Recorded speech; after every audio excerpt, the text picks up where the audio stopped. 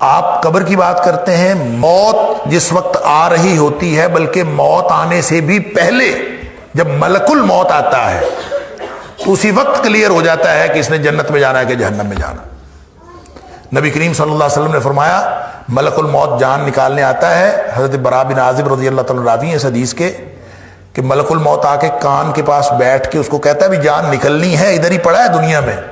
تو وہ آ کے کان کے پاس کہتا ہے اس کو جس نے جنت میں جانا ہوتا ہے اس کے لیے وہ جنت سے کفن لے کے آتے ہیں، خوشبودار کفن جس میں روح ڈالنی ہوتی،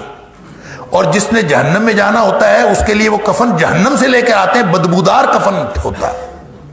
فرشتے ساتھ ہوتے ہیں، ڈیوٹیاں لگ جاتی ہیں، سب بیٹھے ہوتے ہیں، وہ آ کے کان میں اس کے پاس کہتا ہے یا ایتھا النفس الطیبہ،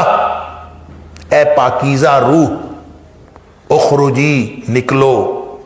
اللہ اکبر، الی مغفرۃ من اللہ ورضوان، اللہ کی مغفرت کی طرف اور اللہ کی خوشنودی کی طرف نکلو، گویا اللہ کی مغفرت اور خوشنودی تیرا انتظار کر رہی۔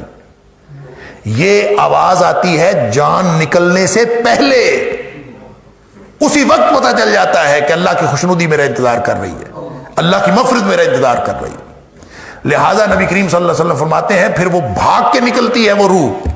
جس کو پتہ چل جائے اسی دنیا میں پڑے پڑے کہ میرا اللہ مجھ سے خوش ہے اور اللہ نے میری مغفرت فرما دیا ہے۔ یہ مجدہ تو، یہ خوشخبری تو اسی وقت سنا دی جائے، فوراً نکلتی ہے، ایسے جیسے مشک پانی کی بھری ہوئی ہو، اس کا بند کھول دیا جائے اور یوں جیسے ایک دم پانی نکل جاتا ہے وہ نکل جاتی ہے آسانی سے، اور فرشتے اس کو اس جنتی کفن میں لے کے خوشبودار کفن میں لے جاتے ہیں۔ لمبی حدیث ہے۔ لیکن جو دوسرا کافر اور منافق ہے اس کے پاس وہ جہنم سے کفن لے کے آتے ہیں اور اس کے کان کے پاس آ کے کہتے ہیں یا ایتھا النفس الخبیثہ، اے ناپاک روح، اخرجی الی سخط من اللہ وغضب، نکلو اللہ کی ناراضگی اور اللہ کے غصے کی طرف، اللہ کی ناراضگی اور اللہ کا غصہ تیرا انتظار کر۔ جس کو اس دنیا میں پڑے ہوئے یہ پتہ چل جائے کہ میرے اللہ کی ناراضگی میرا انتظار کر رہی ہے، میرے اللہ کا غصہ میرا انتظار کر رہا ہے، تو وہ کیسے نکلے گی؟ تو نبی پاک صلی اللہ علیہ وسلم نے فرمایا فتفرق فی جسدہ، وہ پھر جسم کے اندر ہی چھپتی پھرتی ہے، باہر نہیں نکلتی، پھر اس فرشتے کھینچ کر نکالتے ہیں، اللہ اکبر۔ اور آپ نے مثال بیان فرمائی فَيَنزِعُهُ، پھر اس کو نکالتے ہیں کھینچ کر،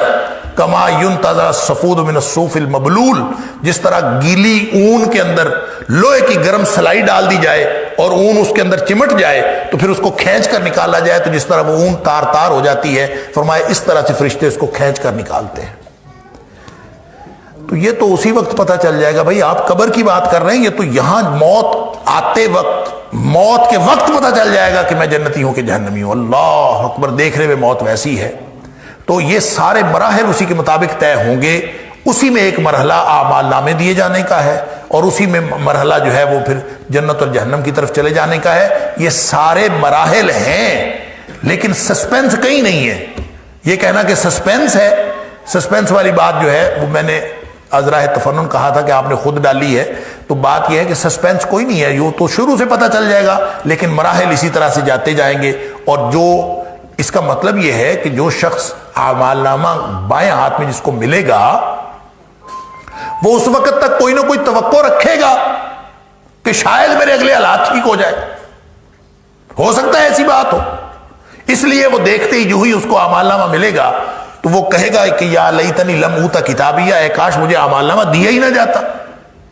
اور میں اس سے پہلے ہی مر جاتا، موت آئی تھی، موت کے بعد میں مجھے دوبارہ زندہ ہی نہ کیا جاتا۔ تو اس کا مطلب ہے وہ جو اگلا عذاب دیکھے گا اس کے مقابلے میں پچھلا عذاب تو کچھ بھی نہیں ہوگا، لہذا ہر مرحلے پر اس کو یہ توقع ہوگی شاید آگے حالات ٹھیک ہو جائے، لیکن اس کے حالات خراب سے خراب تر ہوتے چلے جائیں گے۔ یہ ویسے تو متشابہات ہیں، یہ اخروی حالات کیسے ہیں یہ اللہ کو معلوم ہے، لیکن جو معلوم ہوتی ہے، جو باتیں نبی پاک صلی اللہ علیہ وسلم نے بتائی ہیں وہ بس اتنی ہیں۔ موت کے وقت بھی فرق ہوگا، کافر منافق کی موت اور ہے، مومن کی موت اور ہے، قبر میں بھی فرق ہوگا، حشر میں بھی فرق ہوگا، ہر جگہ پہ ان کا فرق ہوگا۔ اور اللہ تعالیٰ یہ ٹریک ہی گویا دونوں کا مختلف ہے، دارالامتحان سے جو ہی دارالجزا میں جائیں گے تو الگ الگ ٹریک پہ جاتے جائیں گے۔ اتنی بات نبی پاک صلی اللہ علیہ وسلم نے فرمائی ہے۔ البتہ کس کس مراحل میں کس کی کیفیت کیا ہوگی، کتنا سسپینس ہوگا کتنا نہیں ہوگا، یہ اللہ جانتا ہے۔ ہماری یہ نہ سمجھنے کی باتیں ہیں نہ سوچنے کی باتیں ہیں، نہ اس کے بارے میں غور کرنا چاہیے۔ اللہ تعالی ہم سب کو نیکی کے راستے پر، ایمان اور تقوی کے راستے پر چلائے، اور ان لوگوں میں سے بنائے جن کو دائیں ہاتھ میں اعمال نامہ ملے گا، اور جن کو آواز پڑے گی کان میں، یا ایتھا النفس الطیبہ، اے پاکیزہ روح نکلو، اللہ تعالیٰ کی مغفرت اور اللہ تعالیٰ کی خوشنودی تمہارا انتظار کر رہی ہے۔ اللہ تعالیٰ ہم سب کو ان میں سے بنائے۔ اللہم اہدنا بالقرآن العظیم، اللہم انفعنا بالقرآن العظیم، اللہم ارحمنا بالقرآن العظیم، اللہم اجرنا من النار بالقرآن العظیم، اللہم ادخلنا کلنا الجنة الفردوس بالقرآن العظیم، اللہم اجعل القرآن لنا اماما ونورا وہدی ورحمہ، اللہم اجعل القرآن ربیع قلوبنا ونور صدورنا وجلاء احزاننا وذهاب همومنا وغمومنا، وصلی اللہ تعالی علی خیر خلقہ محمد وآلہ وصحبہ اجمعین، آمین آمین برحمتک۔